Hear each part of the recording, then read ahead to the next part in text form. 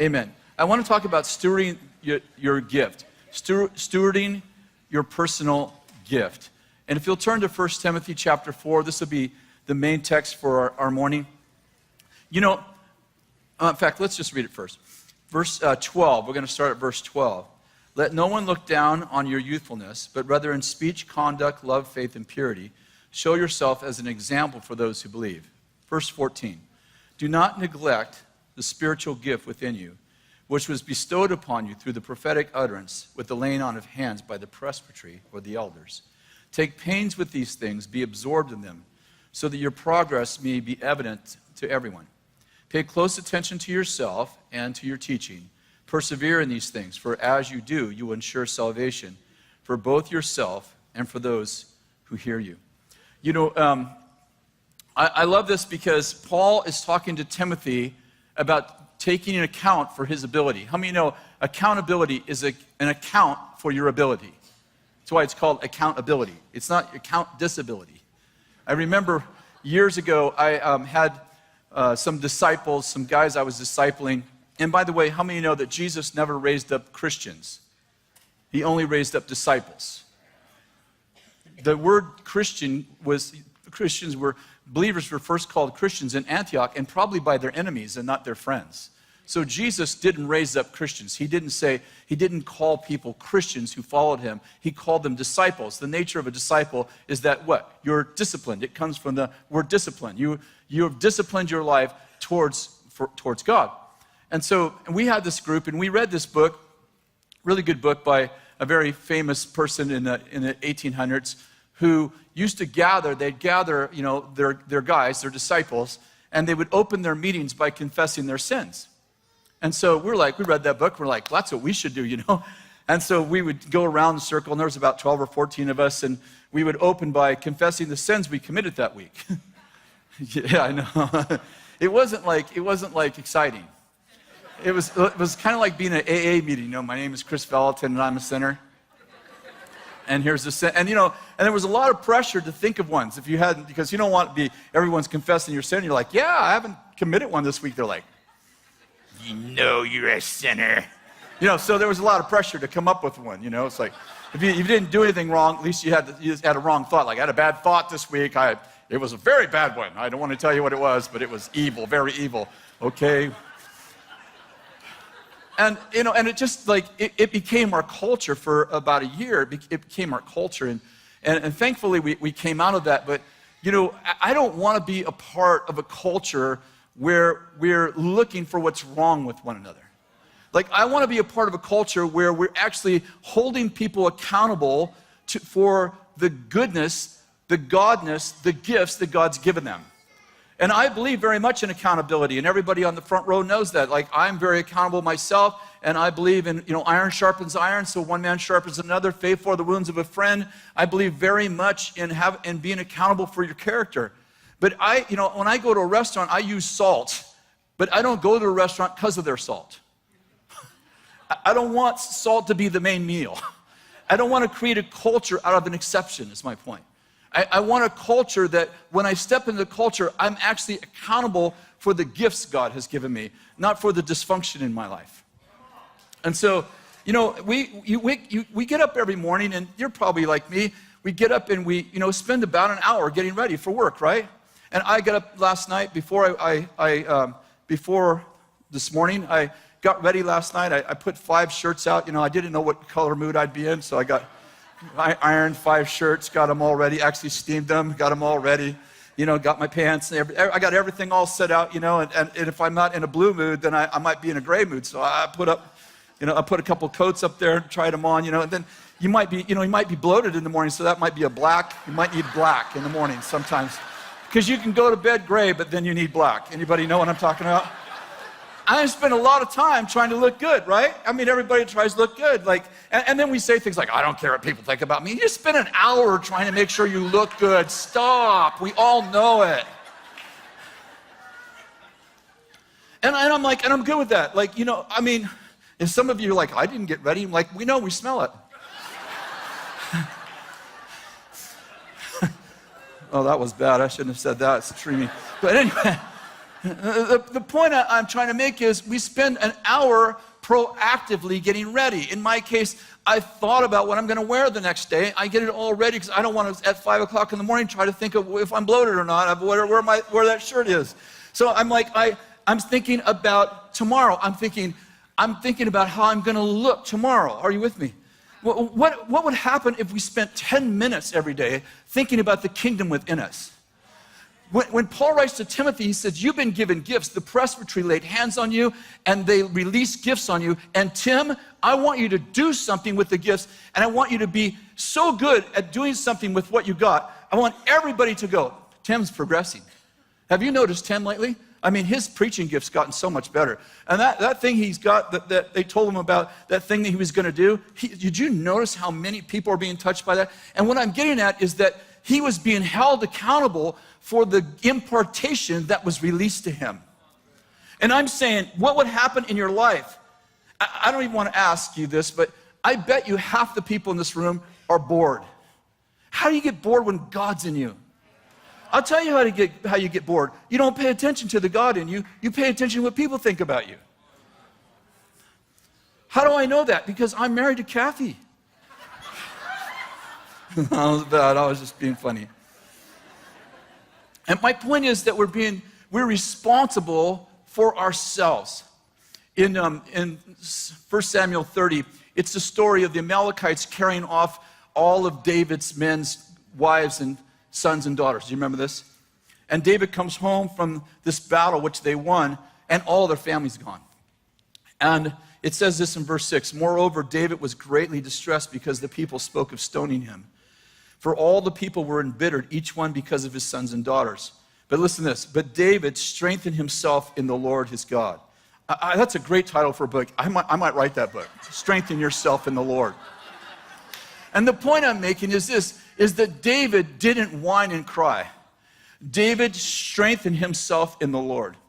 You know, I think that the two, in my experience, I've done lots and lots of deliverances, and there's two main reasons why I see Christians oppressed by demonic spirits. The first one is unforgiveness, and the second one is self-pity. I think self-pity is the most culturally, I think people most culturally accepted sin in the body of Christ.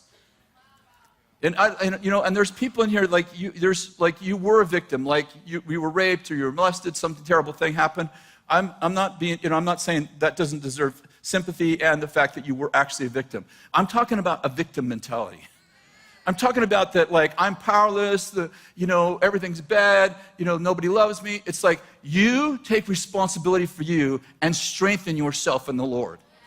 And most of us, we come to this place and we're like, wow, this place is so amazing. Well, this place was built by a man who suffered from depression and said, I'm not going to live like this anymore. And he began to carry, in those days, his prophetic words in journals, literally in binders. I would travel with him, and he had this big binder with him, and I'm like, I think it's his teaching notes, and I think he doesn't use notes.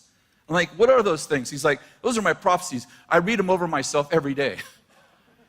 And how many of you know that you attract whatever you value? I've noticed that, in 10 years into knowing Bill, I noticed that he's actually writing down people's testimonies. He's repeating the testimonies. I'm saying, he didn't wake up one day and say, I think I'll build a culture of testimony and prophecy. He was doing it for his own life. He was strengthening himself so he would stop being a victim and start being a victor. And what happened is he created a whole culture for us. Out of his weakness, he became strong. Are you with me? You can do it too. What are you going through? I don't know. But how many know you need this sandwich? What are your testimonies? What has happened in your life? What are your God stories? And then what are your prophecies? What is God saying about your future? Are you following me? So I refuse to be a victim. In 1 Timothy 18, Paul said, this I command and entrust you, Timothy, in accordance with the prophecies previously made concerning you. With them, you fight the good fight. What are you going through? I bet you in this room, and by people are watching, there's hundreds and hundreds of challenges in this room. How many know the difference between a challenge and a problem is whether you've remembered your prophecies? And Paul says to Timothy, take the prophecies that were given you, and with them fight the good fight. In 2 Corinthians chapter 10, it says, the weapons of our warfare are not of the flesh, but they're divinely powerful for the destruction of fortresses. How many understand that prophecy is a powerful weapon that destroys evil castles? And the evil castles are, listen to this, thoughts, speculations, and lofty things. Well, what if the crazy North Korean dictator pushes the button? What if the bomb falls on me? What did God say about America? What did God say about you? In other words, when odd stuff starts to feed my mind and I start to get anxious, I say, okay, let's stop the world and let me get into the kingdom. What did God say about America? What did God say about my life? What did he say about my children? And I begin to recount the words of God. Are you with me? I fight speculation, the what ifs, with what God says.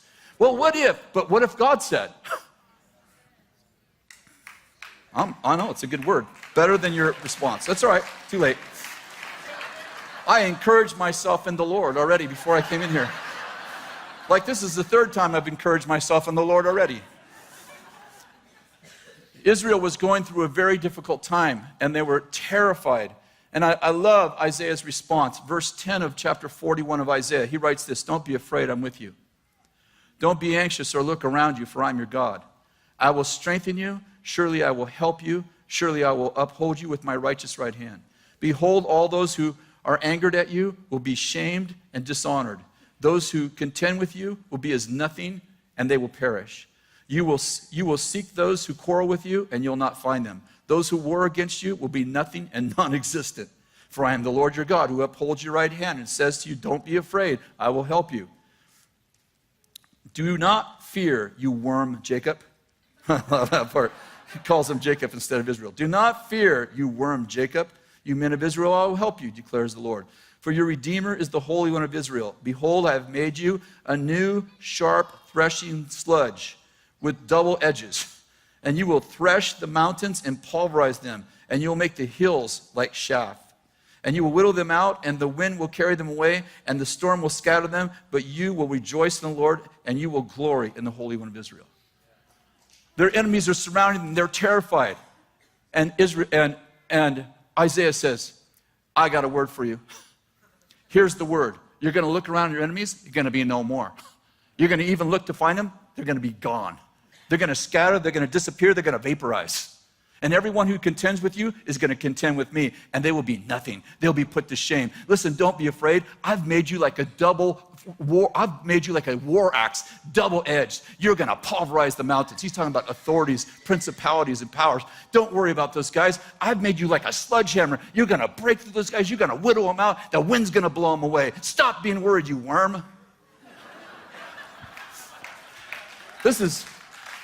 Are you with me? Like, sometimes we just need to strengthen ourselves in the Lord. Sometimes we just need to be accountable for our gifts. Sometimes we need to say to ourselves, stop being afraid. David, I love when David spoke to his soul. He's like, soul, why are you in distress? I love it. And the soul talks back and we're scared. Like, trust in God. Think about God. Think about all, and David would begin to recount. And they crossed the Red Sea on dry land. They crossed the River Jordan. And he quotes these miracles of God. And he goes, if God was with them, then God's with us. We're going to make it. This is what we need to do. We need to grow up. Point 2. We receive gifts through impartation. Paul said to Timothy, something powerful. It's okay, I got it. Do not neglect the spiritual gift that was given to you through the laying on of hands of the presbytery. Take pains with these things. In other words, labor until you wake up in the morning and you're sore from the hard work. Like, take pains with these things. Make sure that you do them so that everyone sees that you're growing. Remember, he says, don't look down on youthfulness. He's not talking about like, hey, don't look down on me. I'm actually older than you. There isn't too many people who look down on my youthfulness. Maybe Bill. But anyway.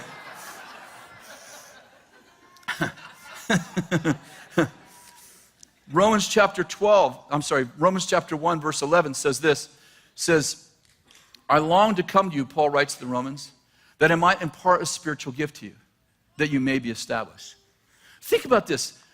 Romans is probably the most theologically profound book in the entire New Testament besides the Gospels that Jesus spoke. I mean, he's about to write them 16 profound chapters. And he says this in his opening statement: I long to come to you, that I might impart a spiritual gift to you, that you may be established. The word established there is a Greek word that means can stand in the storm. Do you know what he just said? You can't stand in the storm, and when you finish this book, you still won't be able to stand. You know why? Because I haven't imparted anything to you. There are some things you can't get through the internet. There's some things you can't get on Bethel TV. You can't get it from a book. You can't get it from anything except for someone who has gifts that they can actually give to you. Listen, I love technology. I'm not the anti-technology guy.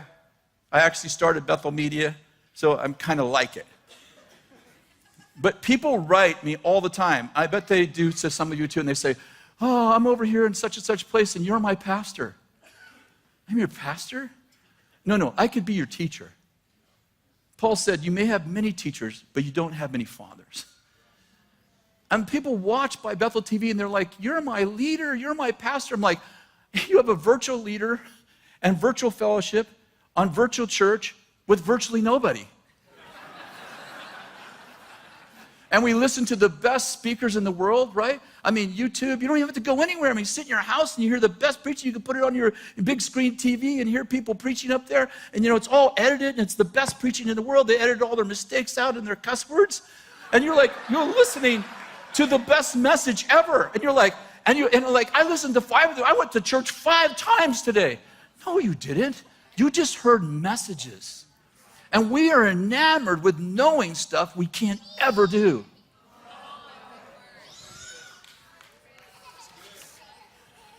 In Matthew chapter 10, Jesus said, you will receive a prophet, help me, in the name of a prophet, you receive a prophet's reward. What is a prophet's reward? Have you ever thought of that? What is a prophet? I'd like to get a prophet's reward. I'm a prophet and I'd like to get the reward. By the way, if I have a reward, I ain't giving it to you. Just want to make that clear. Let me read you a couple more verses before I answer that question. Ephesians chapter 3, Paul writes this: for this reason, I, Paul, the prisoner of Christ Jesus for the Gentiles, if indeed you've heard of the stewardship of God's grace, listen to this, of God's grace, which he gave to me for you. Let me just repeat this line. You've heard of the stewardship of God's grace that he gave me for you. Are you with me? In other words, how many of you know what it is to steward money? Right? A bunch of you have raised your hand. You're like, I can't honestly say I know about that. We're broke all the time. I know what it is to not have money, but be a steward of it? Not really. How many of you know what it means to steward money? I mean, you may not be good at it, but you know what it means. Paul said, I'm a steward of grace, but it's not for me. I'm stewarding it for you. I'm stewarding grace for you. In Ephesians chapter 4, verse 7, why don't you turn there? I'm sorry, we have lots of scriptures this morning. I've been using the Bible more often. Verse 7, to each one of us, grace was given according to the measure of Christ's gift. Follow me. To each one of us, say it, grace was given. Oh, sorry. Try again. To each one of us, grace was given according to the measure of Christ's gift. Okay, we're going to skip down to verse 11. And he gave some as apostles, some as prophets, some as evangelists, some as pastors, and some as teachers. To do what? To equip the saints to do the work of service. To equip the saints to do the work of service, to the building up of the body of Christ. What did we receive? We receive apostles, prophets, evangelists, pastors, and teachers. What did they give us? To each one of us, help me, grace was given. To each one of us, grace was given according to the measure of Christ's gift. Now, do you understand that there are 9 spiritual gifts listed in 1 Corinthians 12? We call those the gifts of the Spirit. Some people think there's only 9. I think there's a lot more, but the point is that there's 9 named. So we have gifts of the Spirit. How many understand that the 5-fold gifts, the apostle, prophet, evangelist, pastor, and teacher, are not gifts of the Holy Spirit? They are gifts of Jesus. What do those gifts do? They equip the saints. Are you with me? What do they equip the saints with? What says to each one of us what?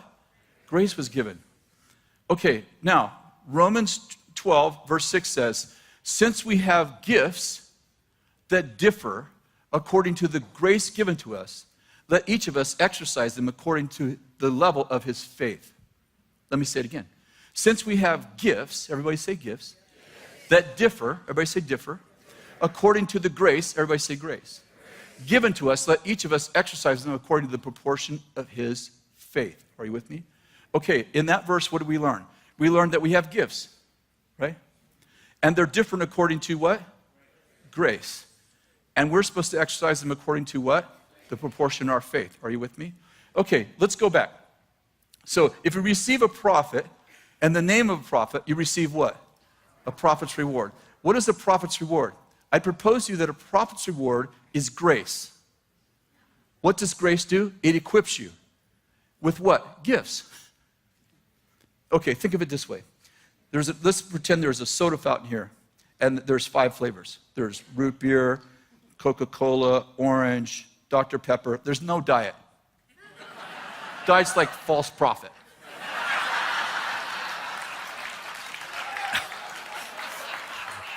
You all understand that, right? And so they all have in common, they all have soda water in common. But the flavor is determined by the fountain. Are you with me? So if I come to the pastor fountain, I'm going to get pastoral grace. What's it going to do? It's going to give me what? Since we have gifts that differ according to grace. Ephesians 4:7 says that each of us, grace was given according to the measure of Christ's gift. What are Christ's gifts? Apostle, prophet, evangelist, pastor, teacher. What are we receiving from them? Grace. What is grace doing? It's giving me gifts. What kind of gifts? Well, that depends on the fountain. So if I come to the pastor fountain, I'm not getting prophetic grace. Prophetic grace is the reward of the prophet. If I receive a prophet in the name of a prophet, then I receive what? Grace. What does grace do? Okay, get this. What does grace do? It gives me gifts. Grace gives me the ability to do what I couldn't do 1 second before I received grace. Okay, so grace isn't just undeserved favor.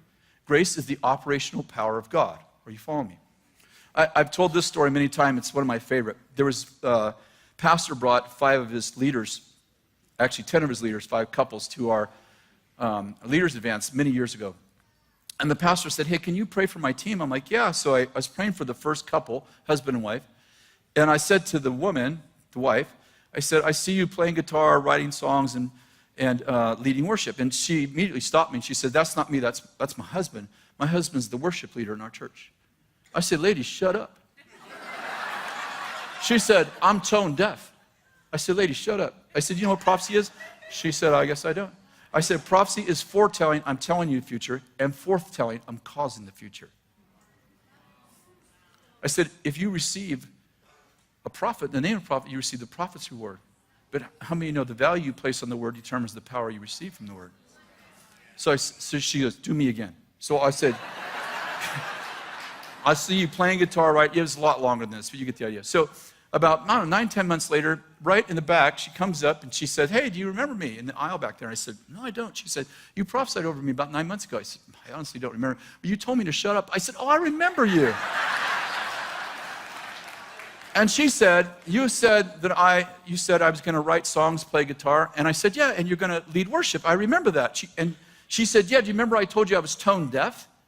I said, oh, yeah, I remember that. She said, when I got out of the building, when I went out the double doors, something popped inside my ears. She's been tone deaf for her entire life. And she said, instantly, I could recognize tone. She said, I learned to play guitar in the last 9 months. I've written several songs, and I lead worship in our 500-member Vineyard Church.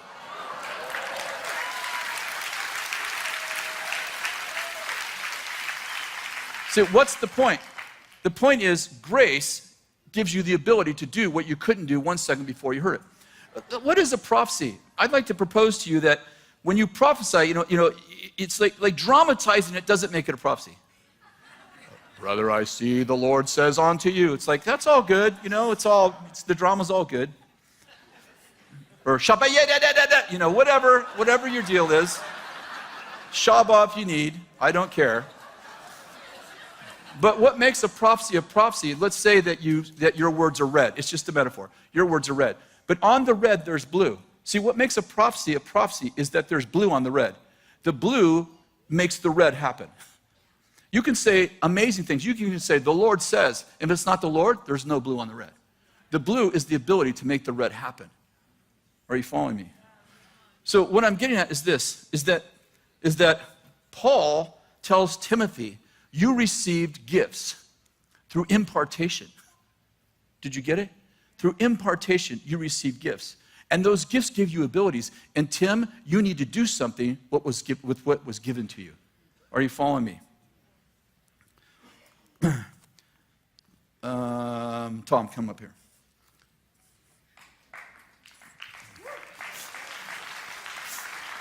Grab a mic. Got a mic? Matthew chapter 7 says, ask, and it shall be. Seek, and you shall. Knock, and the door shall be. Everyone who asks, receives. He who seeks shall find, and to him who knocks, the door will be open. What manner of man among you, when his son says to him, give me a loaf of bread, gives him a stone? Or what if he says to him, he asks him for a fish, will you give him a snake? Not a steak, a snake. Sorry. It could be a snake. If then you, being evil, know how to give good gifts to your children, how much more shall your Father who's in heaven give what is good to those who ask? How do we get gifts? Well, I'm giftless. I have no idea. You ask. What would you like? I'd love a hammer. You'd like a hammer? I want a hammer. Here's a rock. It's a rock for you. There's a rock. What am I going to do with this? You're going to use it on your head. Anything else you'd like? I'd love a screwdriver. Screwdriver? I got a stick. A stick. Here's a stick for you. Awesome. You like that stick? No. It's not what I asked for, man. But you know, you just got to be thankful what God gives Thankful? you, brother. All right. Is this going to humble me? Some people that they're just not very gifted. Is this to keep me humble? Yeah. Okay. Well, maybe. What else do you like? I'd love a 5/8 wrench. Yeah, there's a wrench for you. That's not a 5/8. And here's a screwdriver. I didn't want a screwdriver. Yeah, well, you got one anyway. I didn't ask for one. Sometimes you got to get things you don't even ask or seek. I don't want a tape measure. Here's a tape measure for you. I want a saw. You saw? I asked for a saw. Yeah, you got a problem there because I got no saw. I want a ratchet set. You got a ratchet set in there? You seem to be off a bubble. So it's a level for you. I have no use for that. Yep, That's not in my heart at all. Just do what most Christians do. Just show them off. I don't desire that. Okay. I don't really. There you go. There you go. Yeah, you want to see my wrenches? This is what we do in competitions. I got these wrenches. What are your wrenches? Oh, you got a tape measure. I'll swap you 2 of these for 1 of those. There we go. Yep. Oh, you got a 25-footer. Mine's a 40. Yeah. Yes. I look good. I don't know what to do with it, but I look good, right? Yeah, do I look good? That's all Is that that matters. All that matters. When you're a Christian, you just need to show up with some just gifts. About looking good. Nobody really used them anyway, but they just, see that? Shiny things. Shiny things. I don't know what to do with it, but I can style it. You like to style. I can rock it. Can I have my tools back? Matches my Thank new you. shoes. You like? How many know, how do I get gifts? I ask for them. I want to be an apostle. I want to be a prophet. Really? Why do you want to be the guy who hands out the equipment? Wouldn't you rather? Thank you, Tom. You did great, sort of. The apostle, prophet, evangelist, prophet, and teacher, what do? They equip the saints. How many know they hand out equipment? You're the people who actually get to do this stuff. Jesus didn't say, these signs will follow the apostles who believe. He said, these signs will follow those who believe. Well, how do I get more equipment? Do something with what you got. You know, there's this dichotomy in the Bible. You know, the gifts and callings of God are irrevocable. That's Romans 11. The gifts and callings of God are irrevocable. Now, on one hand, Paul says the gifts and callings of God are irrevocable, but then we have several other verses, like the parables, where Jesus talks about the minas and the talents. Do you remember that? Are you bored now? The minas and the talents. I lost you someplace out there. I know you're out there somewhere. There's a story of the mina and the talents, and the guy that had one talent did nothing with it. Do you remember that? And that talent went to someone who did the most with it. But what I'm getting at is this, is that when Paul writes to Timothy, he says, take the gift that you received and do something with it until your progress is evident by everyone. Like everyone notices that you're progressing. I watch our team. I really, really love the equipping part of my job. Like it's actually my favorite part of my job. And I love when people do something with what they got. I was listening to my son Jay went to a particular place last week, and he was there about 9 months ago, and he taught them all this stuff. And when he went back this last week, he was telling us in staff meeting, you know, they actually changed the building. They were building a building. They actually added 2 rooms on to do what Jay said that they needed to do. And they had posters with his quotes on them, and they were doing all this stuff with them. It's like, you know, I've spoken to crowds, 60,000 people. It's the largest crowd I ever spoke to. And I'm like, it's all good, but I'd rather speak to 50 people who value what I'm giving them and are going to do something with it. In our environment, I have lots of champions in my environment, and I love them all. The one that stands out in my mind right now is Lindsay Coyle. I love Lindsay, and I would say she's the most improved player in our environment. We had Sean Bolts come 10 times in 12 months. And the people, you know, the leaders were saying, I'd love to have Sean come to this thing, and someone else would say, what do you think about me having Sean here? And we ended up with Sean 10 times in one year. I really felt the Lord emphasize Sean's gift. You know, this incredible word of knowledge. He's calling out people's addresses and phone numbers. And I watched Lindsay. I remember having a conversation with Lindsay. That was about 2 years ago. I remember having a conversation about Lindsay about the 4th or 5th time Sean came in. And she was telling me how enamored she was by his gift and how she felt pulled into something bigger, like she was growing. And little by little, I began to hear about Lindsay on my team. And they're like, oh, Lindsay got up in front of the students today, and she called 4 of them out by name, and she had the phone number of 2 of them and their address of another. And I'm like, it wasn't one person. It was like, right, Barbara, it's like, I started hearing all these stories. So one day, this is probably the end of last year, school of ministry, so a few months ago, I came in a little bit late, and they had Lindsay come up to just demonstrate prophecy. And while I was in the room, she was like, she called, I have this name. And somebody stood up and she goes, I have 4 other names. She goes, those are the names of my children. And I have this address. That's the address we live at. I have this number. That's our phone number. And I'm standing there. I'm like, this is the first time I've experienced Lindsay. I've heard about it, but I haven't experienced it. And I'm sitting on the front row, and she's like, oh, you're here. And I'm like, keep going.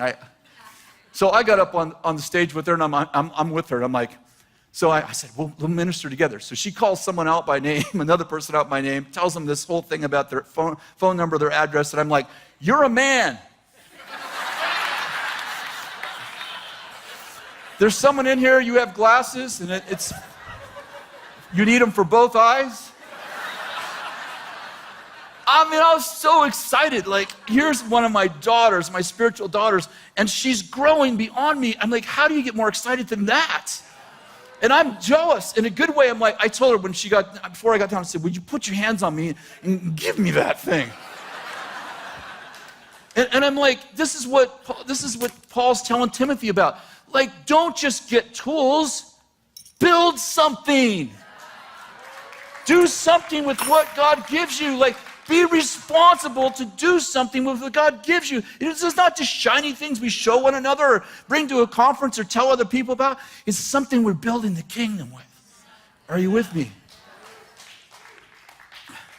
There's something about this responsibility that we're to take. And I remember my infamous bathtub story. Please, prophetic people, do not imagine. When Jesus walked through the wall and I had this vision of him, it's only happened once. I just tell it all the time, so it sounds like Chris has lots of visions. And the Lord told me, you're going to be a prophet to the nations.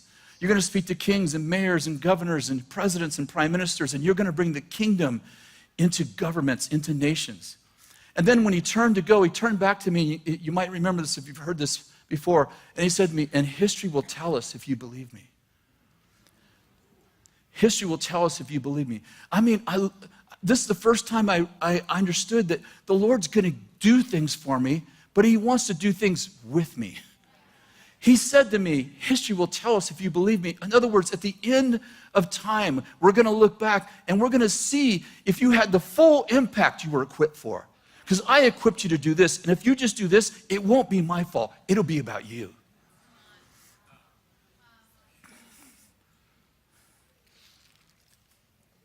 Number 4, you have to take responsibility to take care of yourself so you can take care of others.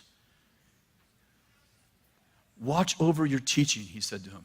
Watch over yourself and your teaching. For as you do, you'll ensure salvation for yourself and for those who hear you. Listen, no one else is responsible for you, only you. Pastor Bill's my leader 39 years, but how many know he doesn't know what I need? He can't look inside of me. He can't figure out I'm tired, I need rest, or I need encouragement, or I need this or that. How many know if I'm going to grow, I have to get it myself? We say to our students, and if you're a student, you've heard this already.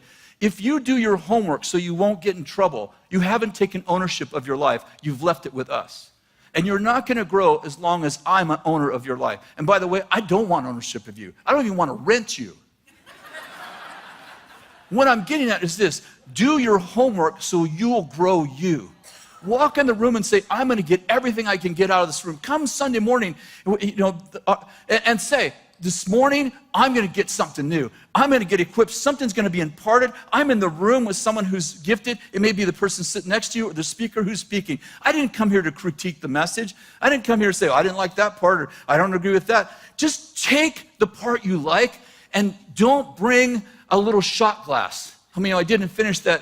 When you come to the fountain, your faith determines how much you get.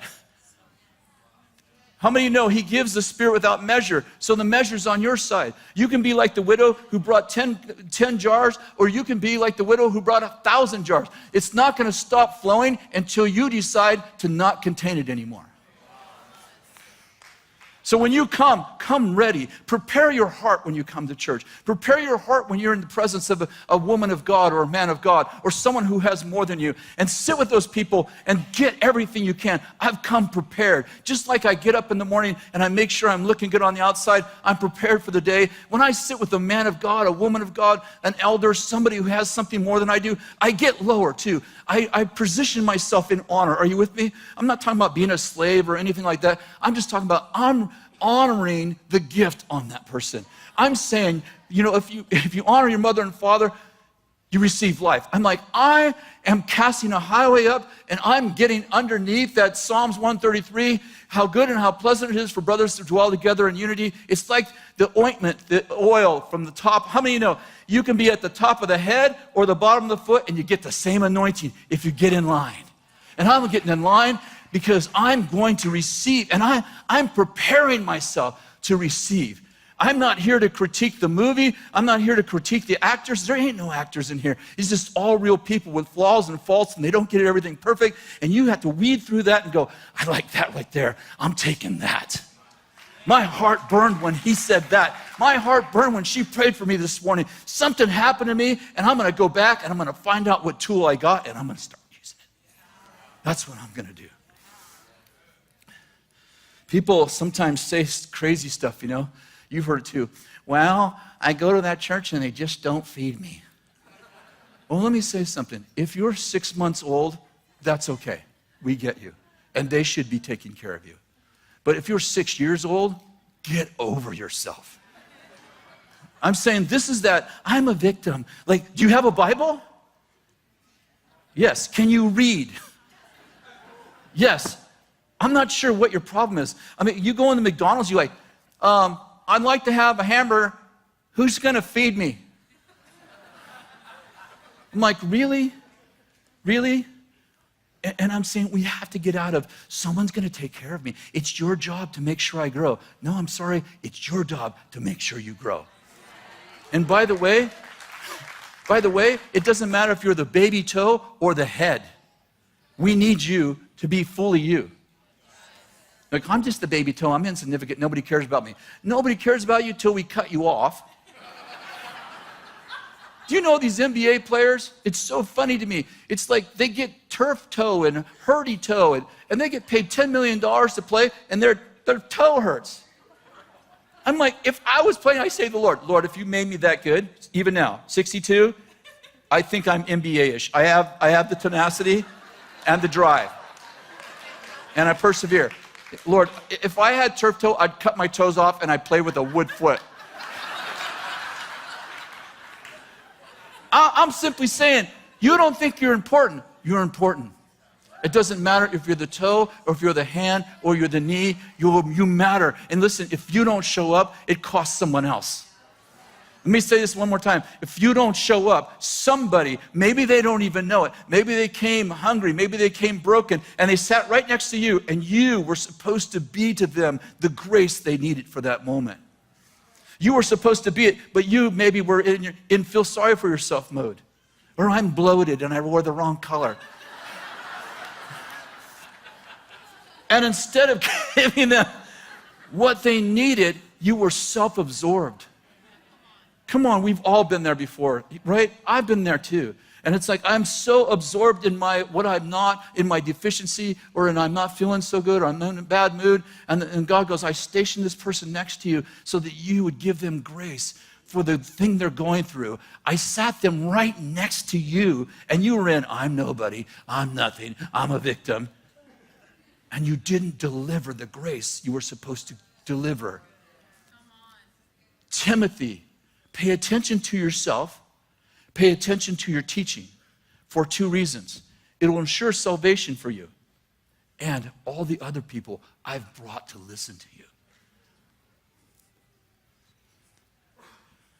Come ready to be equipped to change the world. You're not here to fill seats or to show off your shiny things. We're here to get grace, not even from one another mostly, but so that we can go out there in graceless land and say to the fearful, don't be afraid. Here's the word of the Lord. To our neighbor who doesn't yet know the Lord, I've been talking to the Father, and he says he's got this handled. Your son's going to be fine. To the sick, can I touch that right now? There's a special gift the Lord's given to me, and I want to give it to you. I want you to be healed right now. And we just begin to go out in graceless land, and we bring grace to people. Could you stand, please?